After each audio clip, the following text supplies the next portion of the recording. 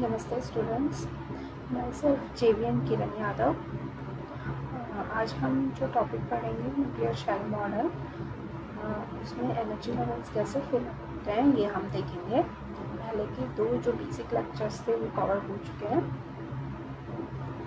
तो हमने अभी तक जो पढ़ा उसके अकॉर्डिंग हमें हार्मोनिक ऑसिलेटर लेकर श्रोडिंगर इक्वेशन सॉल्व करते हैं, जिससे हमें डिफरेंट एनर्जी लेवल्स मिलते हैं। ठीक है, जो एनर्जी लेवल्स हमें मिलते हैं वो ये वाले एनर्जी लेवल्स हैं। ठीक है, ये जो लेफ्ट हैंड की तरफ दिखाए हुए हैं ये सभी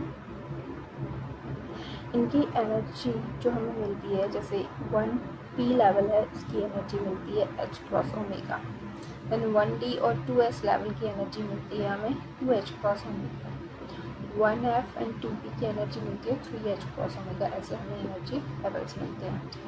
देन हम जब उसमें स्पिन ऑर्बिट कपलिंग यूज़ कर देते हैं, मतलब एलएस कपलिंग अलग तरह की कपलिंग होती है, वो जब हम इंक्लूड कर देते हैं तो ये हर एनर्जी लेवल दो लेवल्स में स्प्लिट हो जाता है। सिर्फ एस लेवल जो है, जैसे 1s 2s 3s, वो लेवल्स स्प्लिट नहीं होते हैं।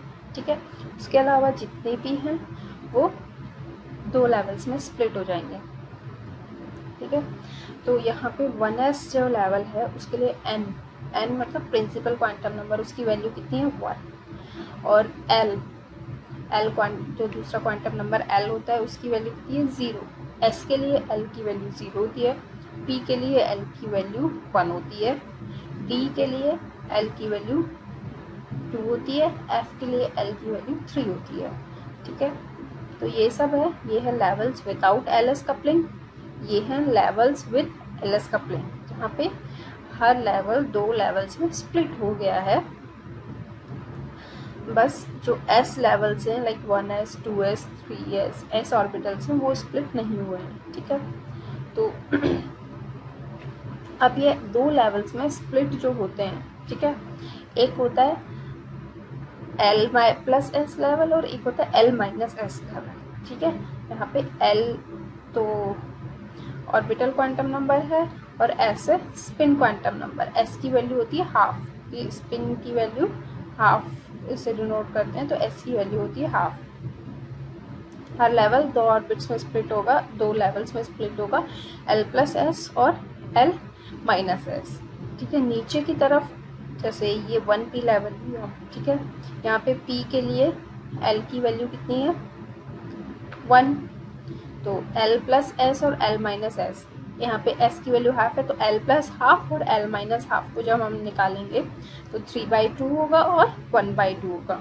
ठीक है, तो जो 3/2 है मीन्स जो L प्लस हाफ की वैल्यू है वो नीचे की तरफ लिखते हैं और जो हाफ है वो ऊपर की तरफ लिखते हैं, हाफ वाला जो लेवल है उसको ऊपर लिखते हैं। देखिए 1p था, अब हमने इसको 1p और जो नीचे हमने लेवल स्प्लिटिंग करके L plus half L plus half और L माइनस हाफ से जो वैल्यूज निकाली है उसको इसके सबस्क्रिप्ट में लिखा है। ठीक है, तो ये 1p 3/2 और 1p हाफ, तो ये दो लेवल्स में टूट गया। ठीक है, 1s जो लेवल है वो दो लेवल्स में स्प्लिट नहीं होता है, तो इसको सीधा 1s हाफ लिखेंगे। ठीक है,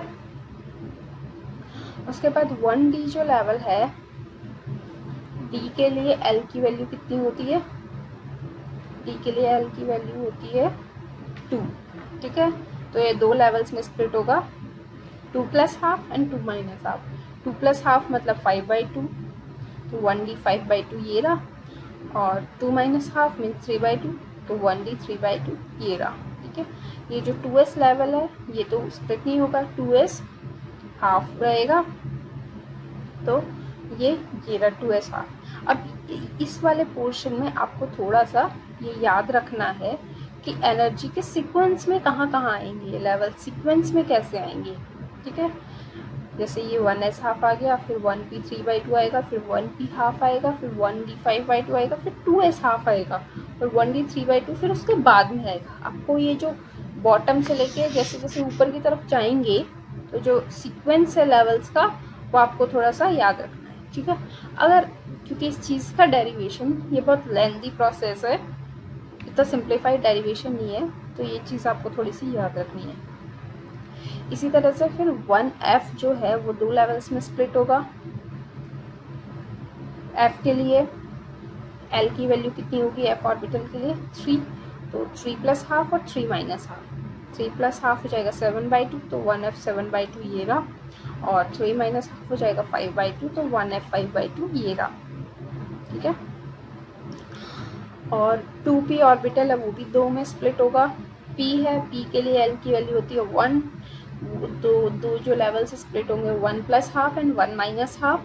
1 प्लस हाफ हो जाएगा 3/2, तो ये 2p 3/2 इधर आ जाएगा, और देन ये 2p हाफ इधर चला जाएगा। देखो इस वाले लेवल में भी सीक्वेंस कैसे, 1f 7/2 है पहले, फिर 2p 3/2 है, फिर 1f 5/2 है, फिर 2p हाफ है। ठीक है, इसी तरह से आगे वाले और लेवल्स भी लिख लेंगे। ठीक है, अब ये वाले जो लेवल्स का सीक्वेंस था, ये वाले, ये मैंने आपको उसमें पिछले लेक्चर में बताया था। एक मिनट,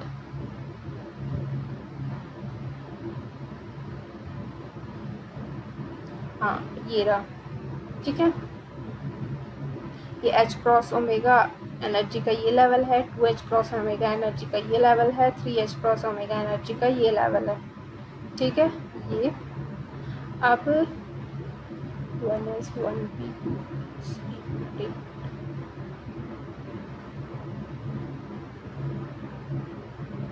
हाँ ठीक है, तो इनका भी आपको 1s के बाद 1p आ रहा है, 1d आ रहा है, 2s आ रहा है, 1f आ रहा है, वो आपको याद रखना पड़ेगा। ठीक है, इसको याद रखने की तो सिंपल सी ट्रिक है, वो ट्रिक लिखी भी नहीं है, मैं इसी में एक्सप्लेन कर देती हूँ। देखो ये 1s से शुरू करो, ये जो ट्रिक है ये इसके लिए नहीं है। ठीक है, ये किसी और चीज़ के लिए, मैं वो वाली ट्रिक इसमें एक्सप्लेन कर रही हूँ, वो लिखी भी नहीं है। ठीक है, ऐसे याद रखना, 1s के बाद आएगा 1p। ठीक है, 1p के बाद आएगा 1d, 1d के बाद आएगा 2s, 2s के बाद आएगा 1f, फिर आएगा 2p, फिर आएगा 1g, then 2d, then 3s, then 1h, then 2f, then 3p, then 1i, then 2g, then 3d, then 4s। ठीक है, इस तरह से आएगा। इसमें जो सीक्वेंस है वो अलग दिया हुआ है, मैं एक बार फिर से बोल देती हूँ। 1s के बाद देखो 1h से नीचे की तरफ कौन सा है, 1p, फिर 1p से नीचे की तरफ 1d, तो 1d आएगा, फिर इधर आ जाओ 1d से, उसके बाद 2s आएगा, फिर 2s से अपना एरो इधर 1f पे ले आओ, तो 2s के बाद आएगा 1f, उसके बाद आएगा 2p, उसके बाद आएगा 1g, उसके बाद 2d, उसके बाद 3s। ठीक है, फिर वापस यहाँ आ जाओ, उसके बाद आएगा 1h, then 2f, then 3p, उसके बाद 1i, 2g, 3d, 4s। ठीक है, ऐसे लेवल्स आएंगे। s के अलावा सब 2 लेवल्स में स्प्लिट हो जाएंगे। इनका ऑर्डरिंग, जैसे यहाँ तक तो ठीक है, इसमें ये याद रखना पड़ेगा कि s वाला लेवल नीचे आएगा, फिर इसमें ये वाला 1f 5/2 से नीचे आएगा, तो इसमें भी थोड़े से लेवल्स आपको याद रखने पड़ेंगे। ठीक है, अब किसी भी लेवल में नंबर ऑफ न्यूक्लियॉन कितने हैं, ये फॉर्मूले से पता चलता है, 2j + 1। ठीक है, जहाँ पे j है, j की जो वैल्यू है वो यहाँ जो सबस्क्रिप्ट में नीचे हमने हाफ, 3/2, 1/2, 5/2, ये जो वैल्यूज लिखी हैं ये हैं j की वैल्यूज, टोटल एंगुलर मोमेंटम की वैल्यूज। ठीक है, तो ये वैल्यूज रख के इस फॉर्मूले में हम number of nucleons her level में कितने हैं वो हम कैलकुलेट कर सकते हैं। तो देखो इसमें है वैल्यू हाफ।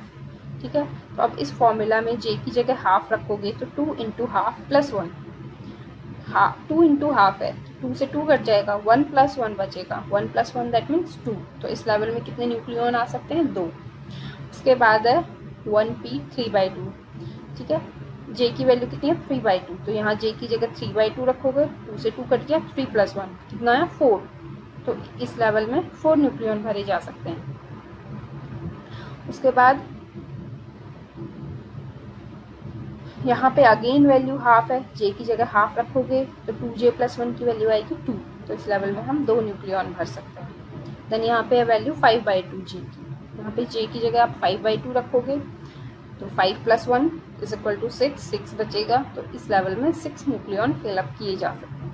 तो आप देख लो, ऐसे करके हमने हर लेवल में कितने न्यूक्लियॉन्स निकाले हैं वो फिलअप कर दिए हैं। ठीक है, अब हम टोटल नंबर ऑफ न्यूक्लियॉन मतलब लाइक जैसे यहाँ तक है, हमने ये इंडिविजुअल लेवल के निकाले हैं, टोटल कितने न्यूक्लियन आ रहे हैं, जैसे कि इस लेवल तक अगर हम भर दें, इससे नीचे वाले सारे लेवल, तो कितने न्यूक्लियन फिलअप हो गए हैं। ठीक है, वो कैलकुलेट करने के लिए ये यहाँ पे 2 था, टोटल न्यूक्लियन कितने हुए 2। इस लेवल पे आ जाएं तो 4 न्यूक्लियन इस लेवल में है, 2 न्यूक्लियन इससे नीचे वाले लेवल में थे, तो टोटल न्यूक्लियन कितने हो गए 6। इससे ऊपर वाले लेवल पे आ जाएं तो 2 न्यूक्लियन इस लेवल में, और इससे पहले तक जो भी लेवल थे उनमें कितने न्यूक्लियन थे 6, तो इस लेवल तक कितने न्यूक्लियन हो गए 8।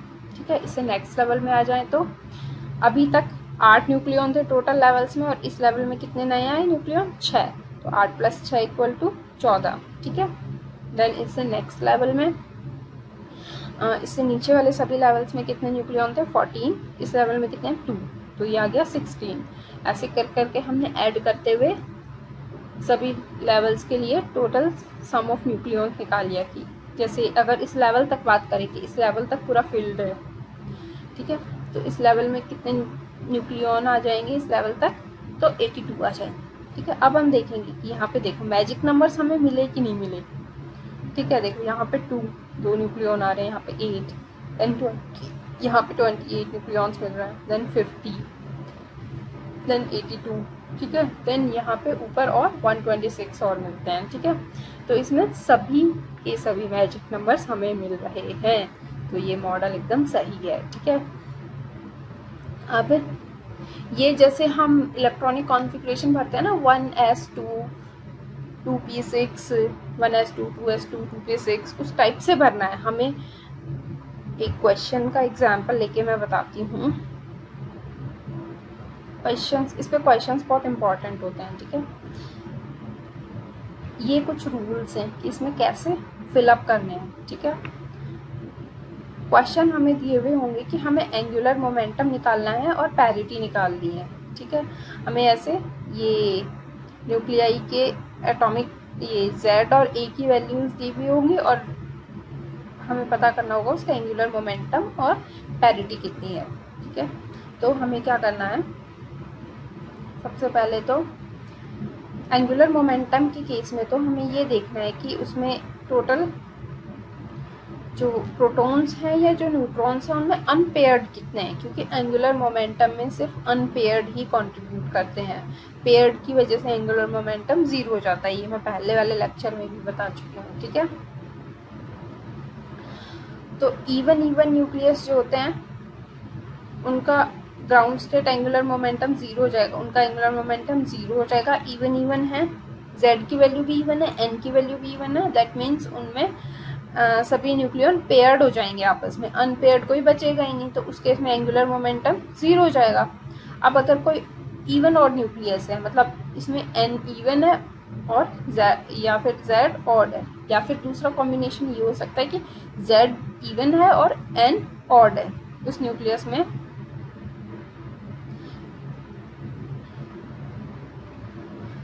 जो अनपेयर्ड जो भी न्यूक्लियन है, आइदर वो प्रोटॉन हो सकता है और न्यूट्रॉन हो सकता है, उसका जो एंगुलर मोमेंटम होगा वही टोटल एंगुलर मोमेंटम होगा उस केस में। ठीक है, और पैरिटी के लिए पैरिटी का फॉर्मूला होता है -1/L।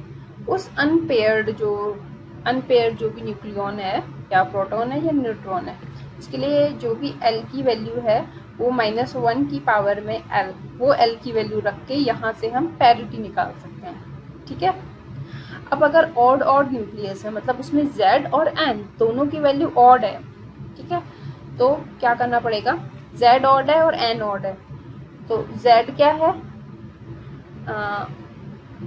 एक अनपेयर्ड बचेगा, ऑड है तो दो के पेयर बनाएंगे तो एक अनपेयर्ड बचेगा, और न्यूट्रॉन भी क्या है, ऑड है तो एक अनपेयर्ड बचेगा, तो टोटल 2 अनपेयर्ड हो गए हमारे पास, एक न्यूट्रॉन अनपेयर्ड एक प्रोटॉन अनपेयर्ड।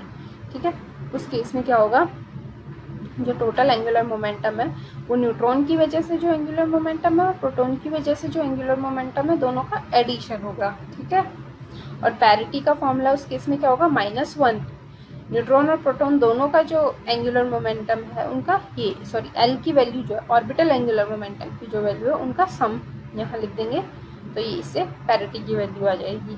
ठीक है, ये पैरिटी की डेफिनेशन है, अगर आपको याद दी हो तो पढ़ लेना एक बार। ठीक है, ये बहुत बहुत सिंपल है। एक क्वेश्चन करके बताती हूँ, नेक्स्ट लेक्चर में इस पे और क्वेश्चन करेंगे। ठीक है, बहुत सिंपल है। देखो 8O17, इसका हमें अगर पैरिटी और एंगुलर मोमेंटम निकालना है। ठीक है, 8O17 z की वैल्यू कितनी है 8z, फिर इधर z लिखा हुआ होता है, इधर नाम लिखते हैं जो भी हम एलिमेंट ले रहे हैं, और इधर a की वैल्यू लिखी हुई है, तो यहाँ पे z इक्वल टू 8 हो गया। अब न्यूट्रॉन की वैल्यू निकालनी है तो a माइनस जेड कर दो, 17 माइनस 8 कर देंगे तो कितना बचेगा 9। ठीक है,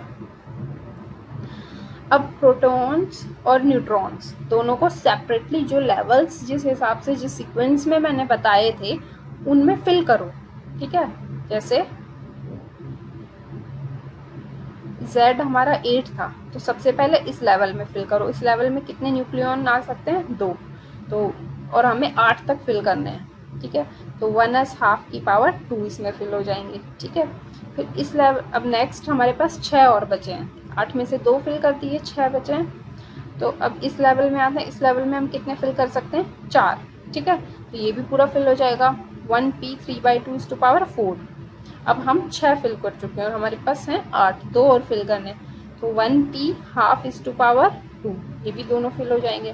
तो ये क्या है, न्यूट्रॉन हमने इस तरह से फिल कर दिए टोटल 8 तक। तो देखो ये हमने न्यूट्रॉन्स ऐसे फिल कर दिए, 1s12 1p 3/2 1p 1/2। ठीक है, समझ आ गया। अब ऐसे ही हम न्यूट्रॉन्स को फिल करेंगे। ये याद रखना, प्रोटॉन्स को अलग फिल करना है, न्यूट्रॉन्स को अलग, टोटल एक साथ फिल नहीं करना है। ठीक है, न्यूट्रॉन n की वैल्यू कितनी है 9। ठीक है, देखो अगर हम यहाँ पे 9 फिल करेंगे, 1s12 इसमें कितने फिल कर सकते हैं 2, तो 2 इसमें फिल कर दो।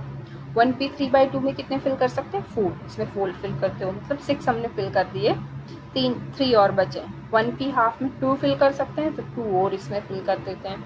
अब हमारे पास बचा है 1, तो 1d 5/2 में 1 न्यूक्लियॉन फिल होगा। ठीक है, तो इसका कॉन्फ़िगरेशन हम कैसे लिखेंगे न्यूट्रॉन के लिए, 1s12 1p 3/2 1p 1/2 1d 5/2 1।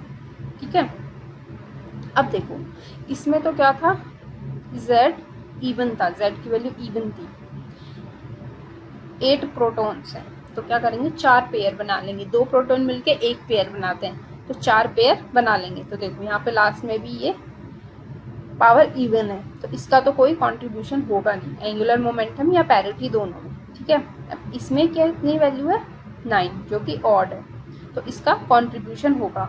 9 में से 8 न्यूक्लियॉन जो है वो पेयर्स बना लेंगे, 8 न्यूट्रॉन जो है वो 4 पेयर बना लेंगे, 2-2 के पेयर बनाएंगे। लास्ट वाला जो न्यूक्लियॉन है 1d 5/2 लेवल में जो फिल किया है हमने एक न्यूक्लियॉन, वो पेयर नहीं बना पाएगा, वो एक एक्स्ट्रा बचेगा। तो ये जो लास्ट अनपेयर्ड न्यूट्रॉन है इसकी वजह से हमें एंगुलर मोमेंटम और पैरिटी मिलेगी। तो L की वैल्यू इसके लिए कितनी है